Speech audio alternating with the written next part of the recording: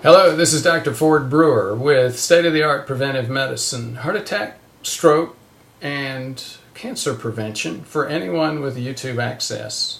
Today we're going to talk about why we get fat and what to do about it. That's not just my general topic of discussion, that's a book, and this is a book review. The book was written by a fellow named Gary Taubes and published in 2010. First, a couple of comments about Mr. Taubes' background. He trained in applied physics at Harvard. Then he went to Stanford and got a degree in aerospace engineering. He came back to the East Coast at Columbia and got a master's in journalism. So you begin to put that together and realize what he was doing was setting himself up to become what he has become, and that is an influential journalist and author in terms of the hard science issues of today. According to Mr. Taube, this is not a diet book. And that's true. It's not a diet book. There's not lists of or instructions or recipes in this book. It's much more about anthropology, hard or bench science, and history. It's been called a manifesto on insulin, and I think that's a much more accurate description. Let me just give a couple of examples. From the history perspective, he talks about a fellow named Banting, who was one of the original patients getting a low-carb diet.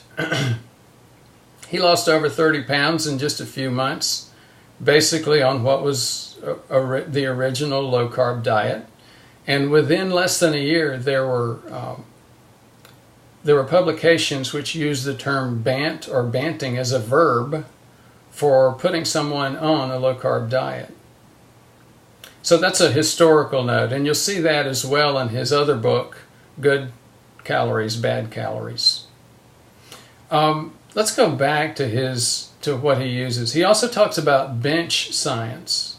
He uses examples where rats have been given insulin and put on not starvation but near starvation diets, grossly undernourished. These rats still got fat. Now, how can a rat get fat while it's being undernourished? What happens is the rat stops moving. It stops burning energy in order to be able to put that energy into its fat cells. He also gets into some emotional and challenging anthropology types of issues. He talks about poverty and its linkage to both obesity and undernourishment. He cites multiple examples of how mothers of children are often obese, even though the child is undernourished. The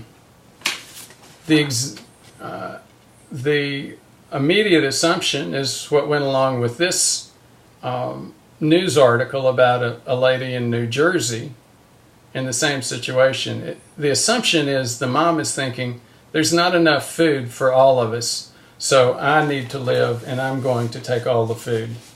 But to go back to this more recent one, this is a picture from Nigeria. Nigeria is currently, today, undergoing huge problems with both poverty and malnourishment. The WHO and many other health organizations are recognizing that this phenomenon does happen. It's a paradox, but it does go hand in hand where obese mothers have undernourished children. So back to the book. Taubes comes out with his first historical example of this happening with the Pima Indians in the Southwest. Here are a couple of other comments and statements that he makes multiple times throughout the book. For one of them, but protein and fat don't make us fat. He's talking about protein and fat in the diet. He's saying only carbs do. And again, there's some reality to that. I would say there's also an example as well. There's also some clarification. If you eat a diet that has a balance, in other words, it includes fat, protein, and carbohydrates, the carbohydrates will stimulate insulin use, and then any of the calories, whether they're coming from fat or protein, can make you obese. But again, back to his point, if you don't have any carbs in your diet, and you don't have any insulin secretion, theoretically at least, you won't get fat. He does make a statement which you see quite often in low-carb diet books. It's an instruction of do not restrict calories. In other words, don't stay hungry. There's enough of that repetition that I think that that's probably true as well. If you look at intermittent fasting, a totally different issue, they will say the same thing. Just calorie restriction is probably not the best way to lose weight. Now back to the book and low carb. What is Taubes' definition of low carb diets? Anything from 100 grams of calories in carbs per day to as low as 20 grams of carbs per day. So, do these diets work? Well, I'm reminded of one of our original low-carb pioneers, a doctor in Mamaroneck, New York, named Richard Bernstein. He wrote the book Diabetic Solution. He has an HDL, or good cholesterol, in his mid-80s of 115. Now that sounds like Superman. What makes this even more amazing, though, is that he was a type 2 diabetic. His diabetes was discovered when he was 12 years old, back in the 40s. So I'm thinking that the low-carb diets actually do work.